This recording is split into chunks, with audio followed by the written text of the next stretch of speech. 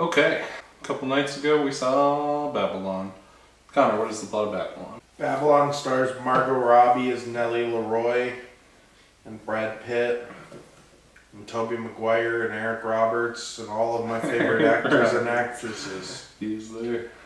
This movie takes place at the end of the start of Hollywood, that being the end of the silent era of Hollywood. And the movie more or less is 3 hours about kind of the partying and the depravity of that era, or probably just Hollywood in general. I'm assuming it hasn't changed much. But it is kind of a study on transitional periods in Hollywood and how most stars don't make the transition very well. And unless you're Charlie Chaplin, you didn't really make it out of the silent era very well. And this movie explores a handful of actors and people surrounding their train wreck careers after the silent era. So Aiden, what did you think of Babylon? It's very good. It's very long. It's definitely too long. There's a lot going on. The movie jumps between a lot of characters and a lot of stories. And most of it is... The first hour is fun partying and making movies. And then after that, everyone is miserable, dies, kills themselves, and loses all their money, and There's poop and pee and vomit. there's a lot of stuff going on. I definitely think that the movie is too long, but I don't know what I would cut, because I like everything that's in the movie. And it's got a really good chaotic energy to it throughout, where things are just constantly going and going and going.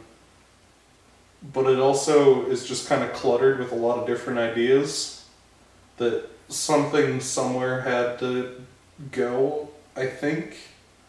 But I couldn't really tell you what, because I enjoyed every element of the movie. There's also just too much movie. It's weird. There's a lot of interesting characters, and largely it is just characters interacting with each other in ways. There's not a real narrative beyond these silent actors and other people in the industry struggled to jump from a big transitional period. It's pretty miserable at the end, especially. I think the very end is one of the weirdest tonal shifts I've ever seen, where after everyone is miserable and committed suicide and fled the country for their life and died, there's like this big montage of all the greatest movies of all time. And it's like how the magic of cinema really brings people together. I'm not sure if that's supposed to be like ironic, because every other element of the movie is like, actually this is terrible and all these people are miserable and their lives are fucked.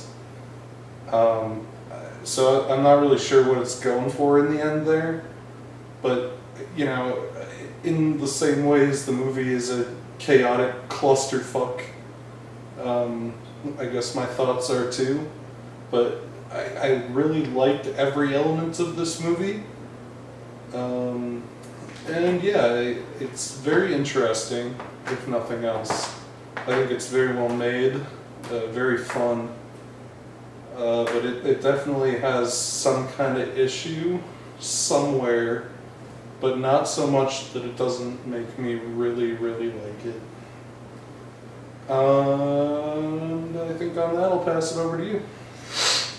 Yeah, I liked this film a lot as well. It's kind of a love letter to Hollywood, while also being a critique of Hollywood, especially in transition periods, as we've talked about. Which does make me want to clear the air on the ending montage. It kind of shows all these groundbreaking moments of cinema. You got Passion of Joan of Arc, you got fucking Avatar, Terminator 2, Terminator 2, Jurassic Park. All of these cultural switches which had a seismic impact on the art form. And perhaps best illustrated by the end of the film. I can't remember the character's name, but he's kind of a love interest to Margot Robbie, and he's a director. And he is watching a Technicolor movie. Well, yeah, specifically Singing in the Rain, but a Technicolor movie. One of those Technicolor movies from the 50s, musicals from the 50s, which were popular at the time, which kind of was signaling another interesting transition in cinema from the early black and white talkies to the Technicolor forms that kind of dominated cinema all the way up till blockbusters started with Jaws. My only problem with the montage is it made me wonder if Damien was trying to canonize his own film as a cultural turning point in Hollywood, which, especially given the fact that this movie's flopped, is a little embarrassing. I don't know if that's what he was going for, but sitting on it, there's almost a level of pretension to it. I don't know. It works the themes of the film, but when you're splicing in you got your weird party film with the depressing suicides at the end that, while good, isn't particularly groundbreaking. You then are showing clips of like all of these movies that are like gonna be in film textbooks forever, like Passion of Joan of Arc and all sorts of movies. It definitely... The montage also kind of suffered from not having the rights to a lot of movies. Like, certain movies Paramount was able to put in there, but they were missing some other like major landmarks. Like, you got Terminator 2 in there, but you're not going to put Star Wars in there. Yeah. Like, Star Wars was a major cultural shift for Hollywood. Yeah. I mean, that whole 70s era was a landmark changing. I don't remember if they had any Jaws footage in there. If there was, it flipped by really fast. Yeah.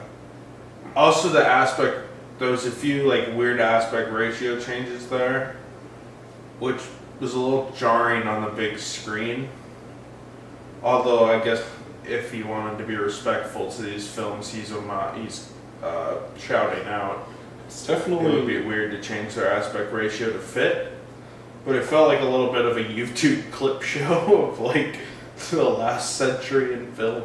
It's definitely an interesting ending, even if I'm not really sure what it's going for. Agreed. I think maybe it's supposed to be like, you know, it's returning the character to the hopeful days of movies, and he's forgetting all the bad for the good, but... Well, I think it goes back to what Brad Pitt said in an earlier scene where, or when he was talking to that critic, and she said, like, you were in landmark films at the time, your time is over, but you're kind of immortalized in film. Yeah. So I'm wondering if aspect of it. I think that, I mean, that was a major spell out. It definitely which both feels... kind of fed to the depressing aspects of the film as well as the it still definitely feels like hopeful, a very optimistic ending to come after everyone died and was miserable the end. But it's interesting.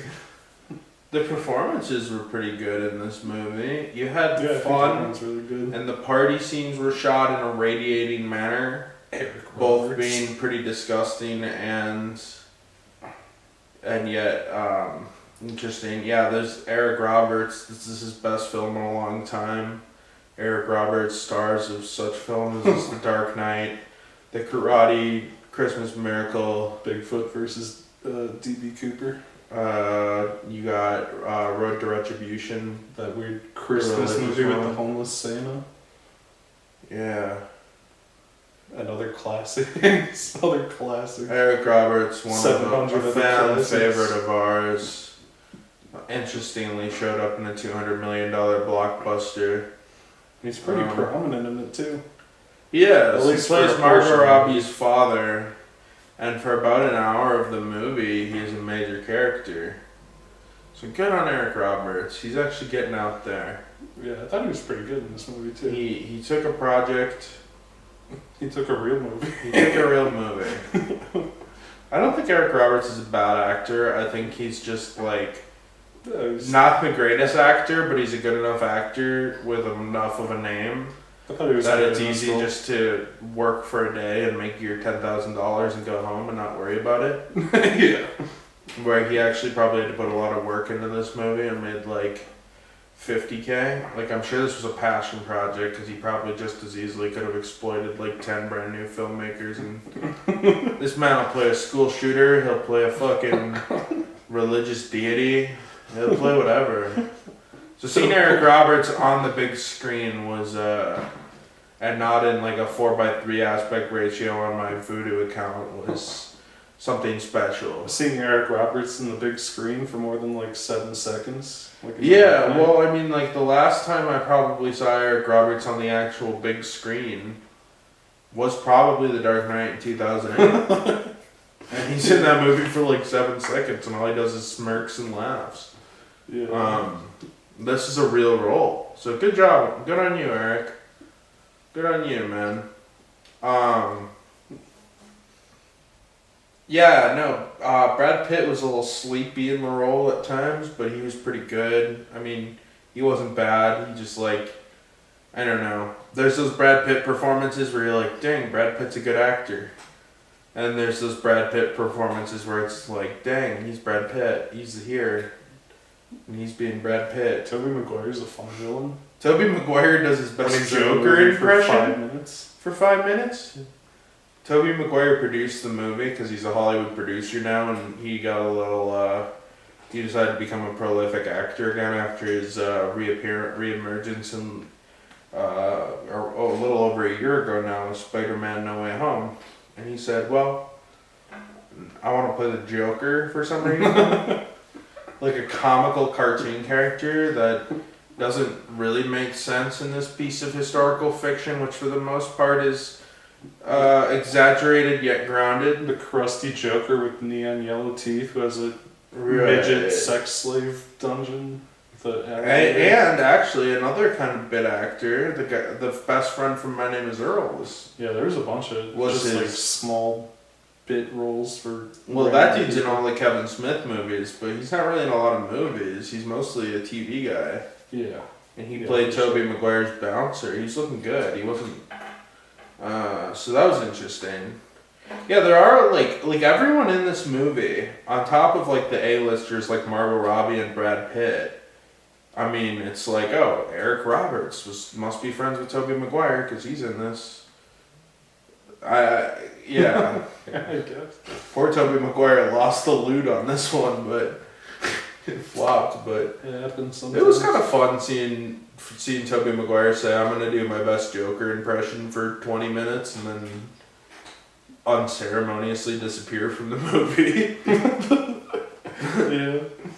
I mean, he was fun, but it was weird because everything else felt glorified yet grounded.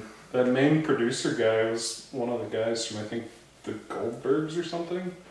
I don't watch sitcoms, but I'm pretty sure that. Oh yeah, that guy. And then also the director guy was someone, but I don't remember who. There's a lot of people in this movie. Lots of people use cameos all over this place. Right. My only guess is that, like, you pay the A-listers and then you got the producer's buddies, his Hollywood buddies. Toby's buddies, because you got all these A-listers, which are also Toby's buddies. And then a bunch of random, like, C-listers. And then a bunch of, like, random C-listers or TV actors. And Eric Roberts. And Eric Roberts, who's like defies all lists, because he's an A-lister if you consider him as a socialite, as being Julia Roberts and he's like the ultimate. Emma Roberts is related. He's like the ultimate C-lister. He's the C-lister to end all C-listers. He'll be in anything. I would say he's just kind of one of those Hollywood lurkers, but He's Hollywood's work. he's not even a Hollywood, because he'll fly out. You fly out Eric Roberts, pay him $5,000, and give him a case of beer, and he'll be in your movie. Yep. Any movie you want. I actually have a friend of a friend who, well, I heard the guy's an asshole. An acquaintance of a friend who has Eric Roberts in his movie. So it's not that hard to tangentially know somebody who's had Eric Roberts in their shitty little movie. Yeah. I think it's a religious country movie about country music. Which is just another one. Like, Eric Roberts will do anything. He'll be fucking satanic. He'll be fucking Jewish. He'll be whatever you want him to be. Christian, school shooter, literally Jesus, literally God. He will be fucking Muhammad. So. Any role. But he's probably... I think there's like, if you scroll through Eric Roberts' filmography, he's in like 17 talking animal movies as the talking animal. Oh, yeah. Oh, yeah. Eric, he's just a character, and any excuse to talk about Eric Roberts. I didn't know he was in this movie. Oh my god, no. So probably the greatest surprise of the Christmas season. It's not like they're going to put Eric Roberts on the post. The biggest surprise of the holiday season for me, the biggest treat, was seeing Eric Roberts on the big screen. Yeah, seeing him just casually walk into frame was like, holy fuck. He did it. He did it, kid. Probably the first time he's like been on a camera that wasn't like a fucking $1,200 DSLR in like years. He's probably been recorded by cameras so bad, like like ours, the Sony G20. I mean, he filmed fucking Karate Christmas Miracle on his webcam. He did, right. This movie he did put in a hell of a lot more effort. Yeah, there's a lot to talk about for this movie for me. It was a memorable experience. There's a lot of pieces. Was it? It's kind of just a hangout movie. And it's a shame it flopped, but I can't say I'm surprised at all when you look at the evidence. I mean, it's counter-programming to Avatar, but the other counter-programming is a movie about movies by Sam Mendes, who directed 1917 and Spectre, Skyfall, and then you got Steven Spielberg's The Fabelmans, which is a movie about making movies that's sanitized to be cute for old people. I work in a theater, I don't know how many old people came up to me and said, "Have you seen that movie, The Fabelmans?" And I would be like, "No." And they're like, "You gotta see it, man. Made me cry because it's so inspiring." Steven Spielberg knows his audience. But my point is, this is supposed to be counter-programming to Avatar, which in theory would work. But you also got The Menu, which is taking up more screens because it's also owned by Disney, and Disney's like... Might as well flood every cinema, every screen. So you got Babylon on smaller screens than like the month-old The Menu in the art house department. It's not even the only movie about movies right now, because there's 2 other movies that are about people and movies. It's also it's going against fucking reception. Avatar, and it's a mixed reception because old people are going into it expecting a fun romp. Some people are expecting The Wolf of Wall Street. But my best comparison would be like, it's really like Boogie Nights for the 1920s silent film Yeah. rather than porn. Yep. It's definitely got the same kind of laid back hangout vibes, but it's got the same hangout vibes, but it also... Well, I mean, it's basically Boogie Nights, Pretty much, yeah. but um, yeah, that would be my closest thing. I've heard people compare it to Wolf of Wall Street, but I don't know where people get that comparison, other than Long and Margot Robbie. So maybe some people were disappointed going in assuming it would be like the Wolf of Wall Street, because the trailers are all just Margot Robbie partying. The early party scenes kind of have that chaotic energy, but it's definitely does not keep that up for very long. Right, that's not the point of the movie. But yeah. So I think there's a multitude of reasons this movie failed. I don't understand how professional critics hate it so much when literally any normal person who's seen it has liked it. Even people I know that are mostly into like action movies and Marvel movies really liked this movie. I think the old pretentious crowd might be grossed out by it, and the younger crowd might just have, I don't know, I think they've enjoyed it. The Rotten Tomatoes is like 40%. I just think old fucking prunes don't like it. It's getting rated substantially better on Letterboxd, which is mostly Letterboxd people. I can usually trust Letterboxd. There's some pretension in Letterboxd, especially when film Twitter hops on, being like, you know, just dick riding whatever movie film Twitter wants to dick ride this week.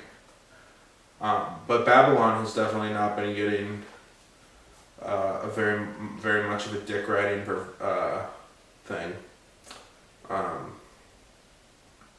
My point being, tying this all up, I guess it's hard to talk about this movie concisely, but there's a lot of interesting topics for conversation.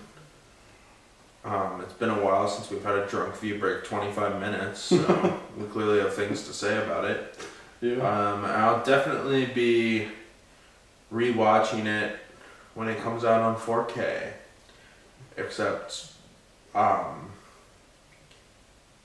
without so much talking in the auditorium, perhaps. A little less talking about the DCEU. A little less DCEU chats, a little less literally spoiling the movie for me while I'm watching it. Several times. Moments before something was gonna happen. Yeah, that was epic. Yeah. That was really cool. I was like, well, thank you. I needed a heads up on that, so I knew exactly what happened going in. So yeah. Aiden, would you recommend Babylon? Yeah, Babylon, cool. I gave it a 4.5 star. I really like it. I do think it's kind of a little long and a bit messy, but also it kind of is aiming for chaotic messiness. It's fun. I think it's interesting. Yeah, it's really good. I definitely recommend it. Connor, would you recommend Babylon? Yeah, I liked it quite a bit. I think there's a lot of discussions to be had. It is a little bit long. I was stone cold sober watching this movie, and I feel like honestly it might be one of those fun things to have a couple drinks and watch. Yeah. So I assume when I watch it the next time, I'll probably have a couple drinks while I watch it. But no, I'm glad I saw it because there's a lot to unpack. There's a lot of subtext to it. It's not the deepest film in the world by any means, but I think it has an interesting thing to say, and it's kind of unlike something like The Fabelmans. You see the slimier side of Hollywood and how I guess easy come, easy go it was, especially during seismic shifts in the industry. Like I was talking about earlier, most people didn't make it out of the silent era unless you're Charlie Chaplin. Yeah. And with that, I guess that's have our a cue. good night.